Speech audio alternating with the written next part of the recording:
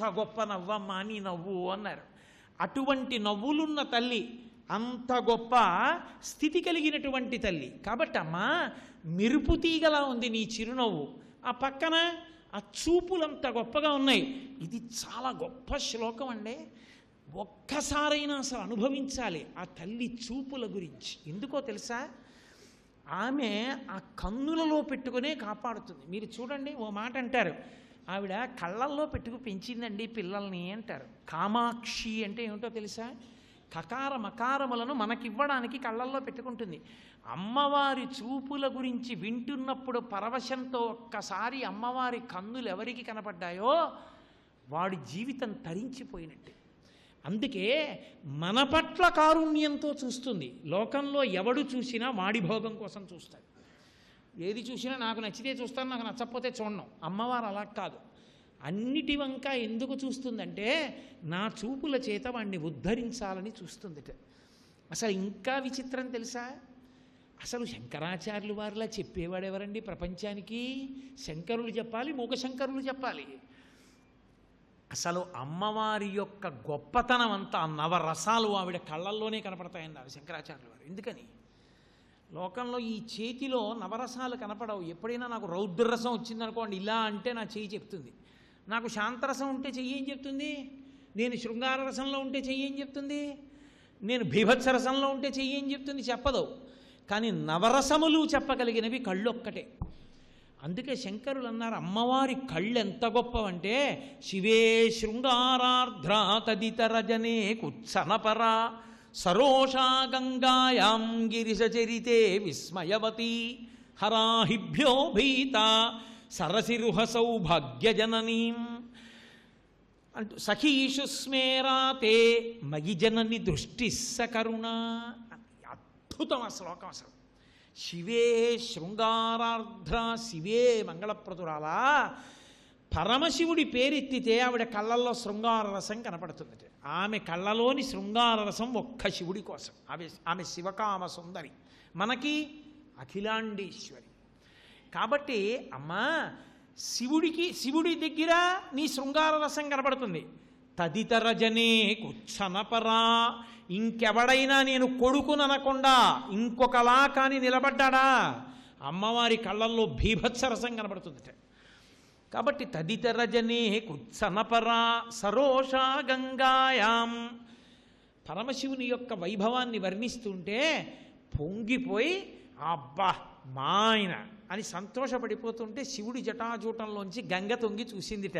నన్ను భరించాడు కాబట్టి భర్త అని. చూస్తే అమ్మవారు వెంటనే పాణిగ్రహణం చేసింది నన్ను, తాళి కట్టింది నన్ను. నిన్ను భరించాడు కాబట్టి భార్య అని పేరు నువ్వు పెట్టుకున్నావేమో కానీ పాణిగ్రహణం చేయలేదు, మంగళసూత్రం కట్టలేదు. పార్వతీ కళ్యాణం అంటారు, నాదీ కళ్యాణం. గంగా కళ్యాణం లోకంలో లేదు, పార్వతీ కళ్యాణం ఒకటే ఉంది. నేను ఆయన ఇల్లాల్ని. ఆహా, ఏమిటి అలా చూస్తున్నావు? ఎర్రటి కళ్ళతో చూస్తుందట, రోషం కనపడుతుంటే ఆవిడ కళ్ళలో రౌద్రరసం గంగవంక. ఎంత గొప్ప ఇల్లాలైనా అమ్మా నీ కొడుకు లాంటి వాళ్ళం అంటే ఎంతమందినైనా ఊరుకుంటుంది. కానీ మీ ఆయన విషయంలో నీలాంటి దాన్ని అంటే ఊరుకుంటుంది, ఆ కన్ను ఎర్రబడదు.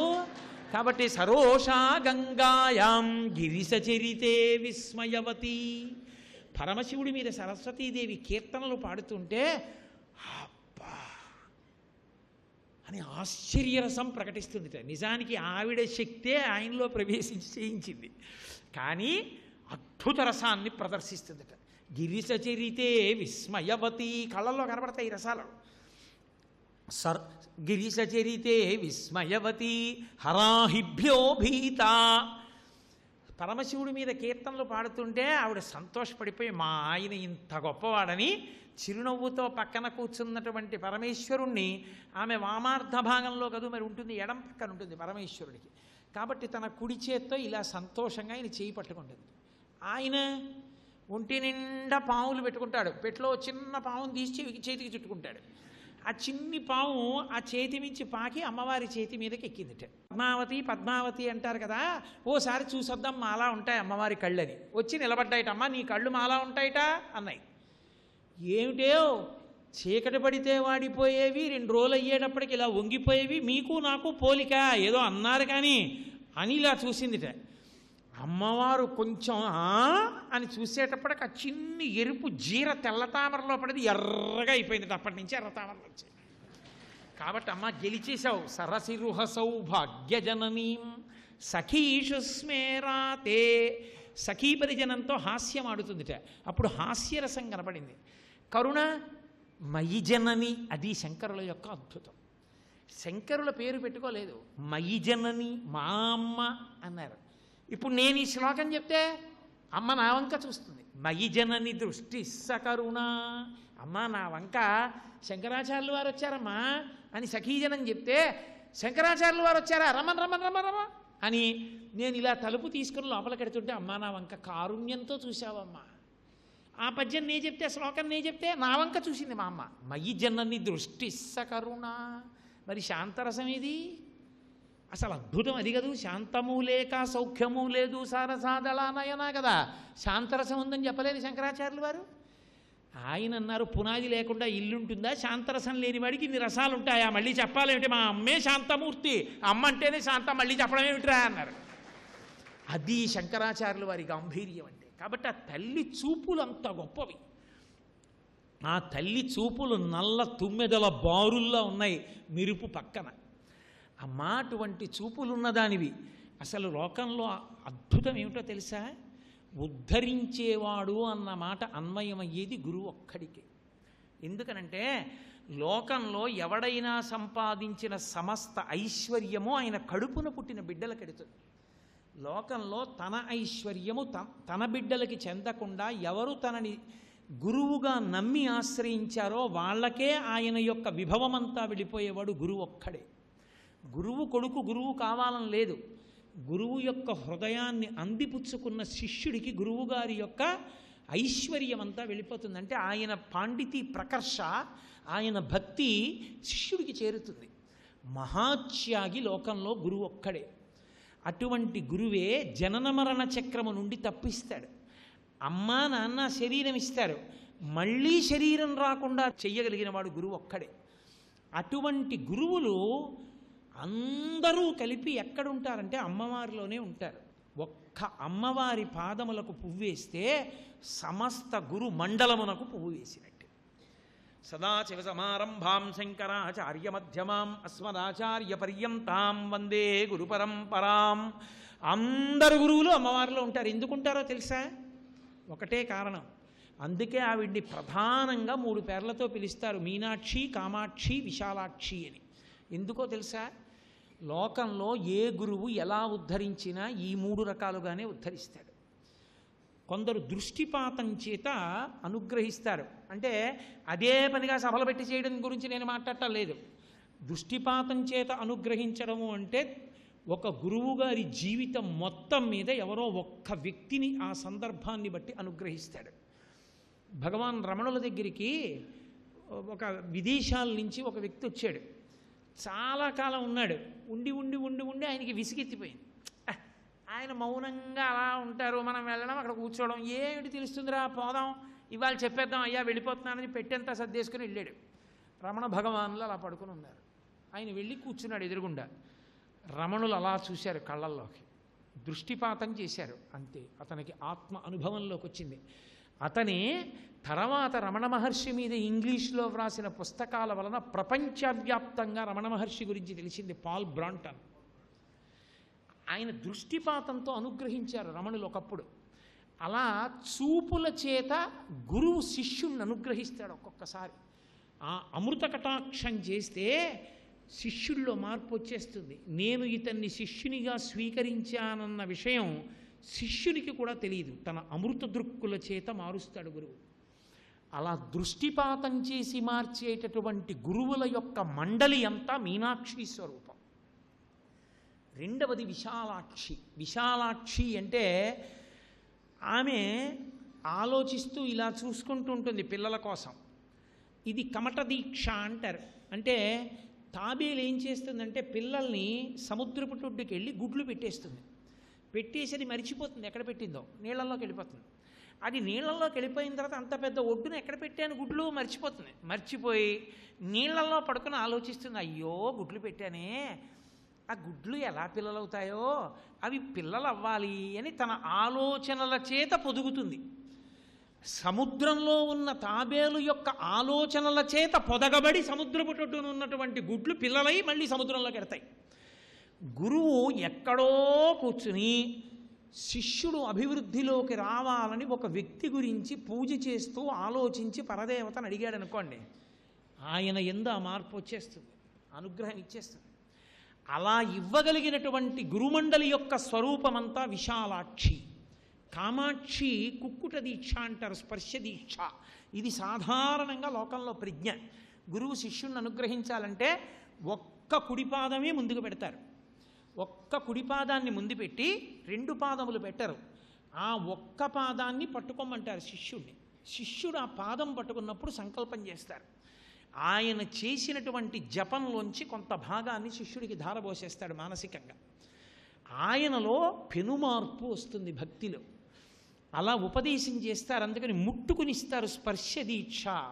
గురువు తనంత తాను పాదాన్నన్నా చాపుతాడు, లేదా ఈ మూర్ధన్య స్థానమునందు తన అరచేతిని పెట్టి సంకల్పం చేస్తాడు. ఒక్కొక్క చోట కాలి బొటనవేలికి తాడు కట్టుకుని శిష్యుని యొక్క కాలు బొటనవేలికి తాడు కట్టి తాను జపం చేస్తూ కూర్చుని ఆ జపం యొక్క ఫలితం శిష్యుడికి వెళ్ళిపోయేటట్టుగా తను ధ్యానం చేస్తూ దాని వలన శిష్యుల్లో మార్పు వచ్చేటట్టుగా చేస్తారు. ఇది స్పర్శ దీక్ష అంటారు, ముట్టుకునిస్తారు. కబీర్ దాస్ గారికి రామానందుల వారి దగ్గర ఎలా అయినా మంత్రోపదేశం పొందాలని కోరిక. ఆయన మహమ్మదీయుడు, కబీర్ దాస్ గారు అనుకునేవారు లోకంలో అలా. అందుకని కబీర్ దాస్ గారికి మంత్రోపదేశం రామానందుల వారు చెయ్యరు. ఎలా? రామానందుల వారు తెల్లవారుజామున 3 గంటల సమయంలో గంగ ఒడ్డున రామనామం చెప్తూ పెడతారు. ఇది తెలుసు కబీర్ దాస్ గారికి. చీకట్లో గంగ ఒడ్డున నేల మీద పడుకున్నాడు ఆయన బోర్లా. రామానందుల వారు సంతోషంతో రామచంద్రమూర్తి మీద పాటలు పాడుకుంటూ వెళ్ళిపోతూ తొక్కారు. కాలు ఆయన మీద పడింది, కబీర్ దాస్ గారి మీద. పాట ఆపి అయ్యయ్యయ్యయ్యో అన్నారు, మనుష్య శరీరమే అని. కబీర్ దాస్ గారు లేచి కూర్చున్నారు. ఆయన అన్నారు, రామరామా నాన్న తొక్కానా? అయ్యయ్యో అన్నారు. ఏం పర్వాలేదు గురువుగారు అన్నారు. గురువుగారు కాలు పెట్టి తొక్కి రామరామా అన్నారు కాబట్టి రామానందులు నా గురువే అని రామనామం పట్టుకుని కబీర్ దాస్ అంత గొప్పవారైపోయారు. ఒక్కొక్క చోట గురు సంకల్పం లేకపోయినా శిష్యుని యొక్క అనన్యమైన భక్తి చేత గురువు అయిపోతాడు, అయిపోయి రక్షిస్తాడు గురువుని. ద్రోణాచార్యుల వారి దగ్గర ఏకలవ్యుడు అలా నేర్చుకోవాలా? గురువు కాబట్టి స్పర్శ దీక్ష ఇచ్చేటటువంటి గురువులందరూ కామాక్షి స్వరూపం. ఈ 3 గురువుల ద్వారా వచ్చేటటువంటి సమస్త జ్ఞానము శారద. కాబట్టి సమస్త గురుమండలి ఇలాగే అనుగ్రహిస్తుంది. కాబట్టి అందుకే ఒక గురువు ఒక శిష్యుడికి జీవితంలో ఇచ్చే విశేషానుగ్రహం ఏమిటో తెలుసా? ఇక ఆయన జీవితం పండిపోయింది అని గుర్తు ఏమిటంటే, గురువు ఎంతో పొంగిపోతే శిష్యుణ్ణి పిలిచి దగ్గరికి రమ్మని, నీకు కావలసినంతసేపు ఉంచుకో అని తన 2 కాళ్ళు ఎత్తి శిష్యుడి యొక్క తల మీద పెడతాడు. ఆ శిష్యుడి తల మీద గురువుగారు 2 పాదములు ఉంచారు అంటే ఆ శిష్యుడు తరించిపోయాడని గుర్తు. చంద్రశేఖరేంద్ర సరస్వతి మహాస్వామి వారు తన జీవితం మొత్తం మీద ఒక్కరిని అనుగ్రహించారు. అలా దక్షిణామూర్తి స్తోత్ర వ్యాఖ్యానం సంస్కృతంలో ఒక వ్యక్తి చేస్తే ఆయన్ని దగ్గరికి రమ్మని 2 కాళ్ళు ఎత్తి ఆయన తల మీద పెట్టి నీకు కావలసినంతసేపు ఉంచుకో అన్నారు, అనుగ్రహించారు. గురు పాదముల నుండి అమృతస్రావం అవుతూ ఉంటుంది. అందుకే సమస్త తీర్థ సారము ఆ పాదముల అడుగునుంటుంది. గురువు తనంత తాను ఇవ్వాలి, బలవంతంగా మీరు పెట్టుకోవడం కాదు. గురువు తాను సంతోషించి పాదములను ఉంచితే సమస్త తీర్థ సారము అమృత బిందువులు లోపలికి చేరుతాయి. అదే ఒక గురువు ఒక శిష్యుడికి ఇచ్చేటటువంటి అద్భుతమైన కానుక. అది బహుశः నాకు తెలిసి ఒక గురువు తన జీవితంలో ఎవరో ఒక్క శిష్యుడిని అనుగ్రహిస్తాడు, అలా అనుగ్రహించాలనుకుంటే తప్ప అదే పనిగా అలా ఎవరిని అనుగ్రహించరు. కాబట్టి సమస్త గురుమండల రూపిణి ఆమె చూపులలోనే ఉంది. మీనాక్షి చూపులలో, కామాక్షి చూపులలో, విశాలాక్షి చూపులలోనే గురుమండలి అంతా ఉంది. అందుకే ఆమె గురుమండల రూపిణి. ఆవిడ పాదముల మీద వేస్తే పువ్వు గురువుకి అందినట్టే. అందుకే పొద్దున్న హారతి ఇచ్చేటప్పుడు ఆవిడకిచ్చి ఆయనకి ఇచ్చాం. కారణం ప్రస్తుత పీఠాధిపతులు. దానికి ముందున్న పరంపర గురుపాదుకలను ఆయన కూడా అర్చన చేస్తారు. వాళ్ళ గురువుగారి పాదుకల్ని భారతీ తీర్థస్వామి అర్చన చేస్తారు. అయినప్పుడు ముందు పూర్వాచార్యులందరూ ఎక్కడున్నారు? అమ్మవారిలో ఉన్నారు. అమ్మవారి నీరాజనం ఆయనకి అందించాలి. అందుకని అక్కడిచ్చి ఇక్కడిచ్చాం. కాబట్టి ఆమె గురుమండల రూపిణి. ఇది ఆమె చూపుల చేత తెలుస్తూ ఉంటుంది. అందుకే ఒక్కొక్కచో పరదేవత పాదములు పట్టుకున్న వాడికి పరదేవతయే గురువయ్యి అనుగ్రహిస్తుంది. ఆమె గురువై లోకమునకు విద్యను అందించింది. అసలు ఆవిడికి సంబంధించిన విద్య ఎవ్వరికీ తెలియదు లోకంలో. ఆమె అడిగితే నందీశ్వరుడికి చెప్పింది. నందీశ్వరుడి ద్వారా లోకానికి అందింది. అందుకనే నంది విద్యా నటేశ్వరి అని నందీశ్వరుడి ద్వారా లోకానికి అందింది ఆ విద్య. కాబట్టి అటువంటి గురుస్వరూపం ఆ తల్లి. కాబట్టి అమ్మా, నీ చూపులలో కేవలం ఇక్కడ కోరిక తీర్చడం కాదమ్మా, మళ్ళీ పుట్టకుండా చెయ్యగలిగినటువంటి గురు మండలి అంతా నీ చూపుల్లోనే ఉంది. ఆ చూపులంతా గొప్పవమ్మా. అందుకే మధ్యే సౌదామిని మధులిహాన్ మాలికాం రాజయంతి. అటువంటి చూపుల మాలలు కలిగినటువంటి తల్లి. ఇక మూడవ పాదం దగ్గరికి వస్తే హంసారావం వికచకమలే మంజుముల్లాసయంతీం. ఒక కమలం అంటే బాగా విచ్చుకున్నటువంటి తామర పువ్వులో మనకి హంస యొక్క రవం అంటే హంస చేస్తున్నటువంటి ధ్వని వినపడుతోంది. అలా ఉంటుందా లోకంలో ఎక్కడైనా? హంస కదిలితే హంసధ్వనులు వినపడతాయి. హంస అరిచిందనుకోండి, అప్పుడు హంస చేసినటువంటి ఆ ధ్వనులు వినపడతాయి. కానీ మూకశంకరులు అంటున్నారు, అమ్మ బాగా విచ్చుకున్న ఒక పద్మం దగ్గర హంస యొక్క ధ్వనులు వినపడ్డాయన్నారు. అంటే అమ్మవారి పాదమే ఆ బాగా విచ్చుకున్నటువంటి పద్మం. అమ్మవారు నడిస్తే హంస నడిచినట్టు ఉంటుంది. మరాళి మందగమన. దాని అర్థం ఏమిటో తెలుసా? అసలు దాని రహస్యం, ఊపిరుల వెంట అమ్మవారు తిరుగుతుంది. ధ్యానమునందు ఊపిరి మందగిస్తుంది, మెల్లగా తీస్తాడు. అందున కుడి ముక్కులోంచి వెళ్ళేది ఎడం ముక్కులోంచి, ఎడం ముక్కులోంచి వెళ్ళేది కుడి ముక్కులోకి మారిపోతుంది. పతంజలి యోగ రహస్యం అది. అది మీరు గమనిస్తానంటే కుదరదు ధ్యానంలో, ఎందుకంటే మీరు ధ్యానమునందు ఉంటారు కాబట్టి. అది తిరగబడుతుంది. ఆ ఊపిరి తిరగబడి ధ్యానం చేస్తుంటే ఊపిరి మెల్లగా అయిపోయి తీసి విడిచిపెడుతున్నప్పుడు పరదేవత యొక్క పాదములు కనపడతాయి నడుస్తూ. అప్పుడు ఆ పాదములకు ఉన్న మంజీరముల యొక్క ధ్వని, అమ్మవారి వడ్డానానికి ఉన్న చిరుగంటలు, అమ్మవారి మంగళసూత్రాలు, ఇతర గొలుసులతో ఒరుసుకున్న ధ్వనులు వినపడుతుంటాయి. గాజుల గలగలలు అవిని. ఆ ధ్యానమునందు అలా చూడగలిగిన వాడెవరున్నాడో వాడు మరాళి మందగమన, వాడు హంస. ప్రతి ఊపిరిలో అమ్మవారిని అలా చూడగలిగిన వాడు పరమహంస. పరమహంస పరివ్రాజకాచార్య అంటారు. అంటే మనతో మాట్లాడుతున్నట్టుంటారు, సమాధి యందు లోపల పరదేవత యొక్క పాదముల కదలికలని లోపల చూస్తూ ఉంటారు, వింటూ ఉంటారు. ఆ స్థితికి ఎదిగిపోయినటువంటి వాళ్ళని పరమహంసలు అంటారు. వాళ్ళు జగత్తుని బ్రహ్మాన్ని వేరు చేసి బ్రహ్మమును అనుభవిస్తూ జగత్తుని విడిచిపెడతారు. తురీయావస్థలో ఉన్నారంటారు. సర్వావస్థ వివర్జిత, ఆ స్థాయిలో నిలబెట్టేస్తుంది ఆవిడ.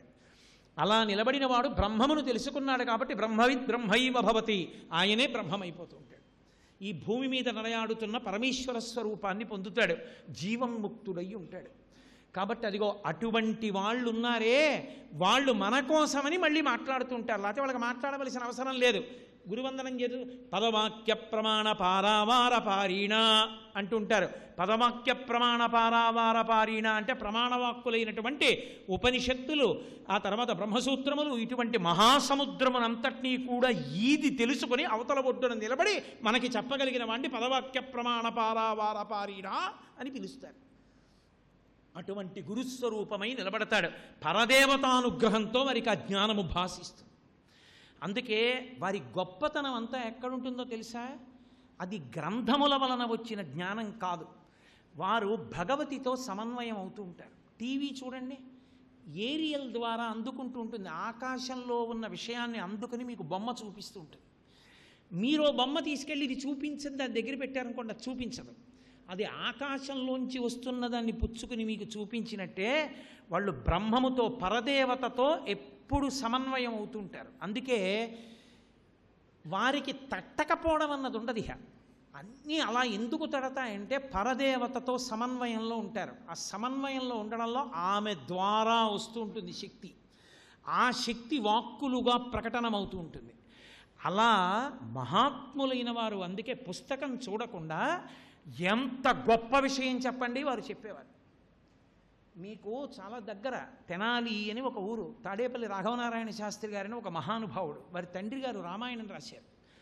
వారి తండ్రి గారు రామాయణం రాస్తే పరమాచార్య స్వామి వారి ఇటు పాదయాత్ర వచ్చారు. మా నాన్నగారు రామాయణం రాశారండి అని ఇలా చూపించారు. పరమాచార్య స్వామి వారు అన్నారు, ఏది నాకు సెట్టి అన్నారు. రాఘవనారాయణ శాస్త్రి గారు అన్నారు, మీరు తమిళ దేశం వారుగా తెలుగు పుస్తకాలు మీకెందుకన్నారు. తెలుగు రాకపోతే తెలుగు రాదు కాబట్టి రామాయణం కళ్ళకు అద్దుకుని నెత్తి మీద ఎట్టుకుంటా, నీకెందుకు ఇయ్యి అన్నారు.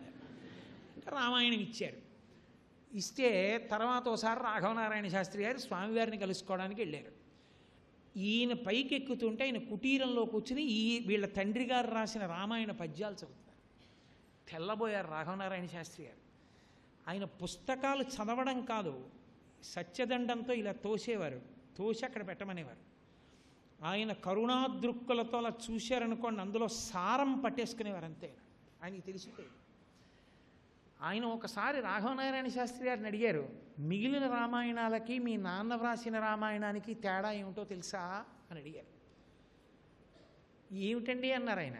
మీ నాన్న ఒక గొప్ప విషయం చెప్పాడు. సీతమ్మ తల్లిని పరిత్యజించడానికి ఎవరో ఒక చాకలివాడన్న మాట కారణమని లోకం చెప్తారు. మీ నాన్నగారు ఏం చెప్పారో తెలుసా?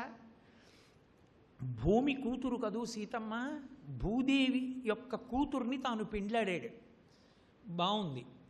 రాముడికి పట్టాభిషేకం అయిపోతే ఆయన చక్రవర్తి కనుక ఇప్పుడు ఆయన భూమిపతి. ఇప్పుడు భూదేవి ఆయనకేమైంది? భార్యాస్థానాన్ని పొందింది. భూదేవి భార్యాస్థానంలో ఉంటే భూదేవి కూతురు భార్యాస్థానంలో ఎలా ఉంటుంది? అందుకు అడవులకు పంపించాడు ధర్మాత్ముడు కనుక అన్నాడు. మీ నాన్నగారు ఈ కారణం చెప్పారు, చదివావా అన్నారు. రాఘవనారాయణ శాస్త్రి గారు విరుచుకు పడిపోయారు అంతే వెనక్కి. అమ్మ బాబోయ్, ఆయన చదివేవారు కాదు. మీకు తెలుసుగా, సత్యదండం పెట్టి ఇలా తోసేవారంతే. సత్యదండానికి పుస్తకం తగిలిందంటే ఆయనకి తెలిసిపోయింది, గ్రహించేసేవారు. సమాధిలో ఇలా ఉండి చెప్పారంటే అది ఏ శ్లోకమైనా భాష్యం వెళ్ళిపోతుంది, ఎంత వేదాంతంలోంచైనా వెళ్ళిపోతుంది. ఎక్కడిది అంటే పరదేవతతో ఆయనకి అనుసంధానం. ఆ స్థాయిని పొందుతారు కొందరు మహాపురుషులు. భగవాన్ రమణులు చెప్పేవారు, ఆయన ఏం చదువుకోవాలా, ఆయన దగ్గరికి వెళ్ళి మీరు ఎంత వేదాంతం గురించి అడిగినా చెప్పేవారు ఆయన. ఎక్కడిది? పరదేవతతో అనుసంధానం. అది గురువు ఆ స్థాయిని పొందేస్తాడు అమ్మవారి అనుగ్రహంతో. సర్వం శ్రీ ఉమామహేశ్వర పరబ్రహ్మార్పణమస్తు. స్వస్తి.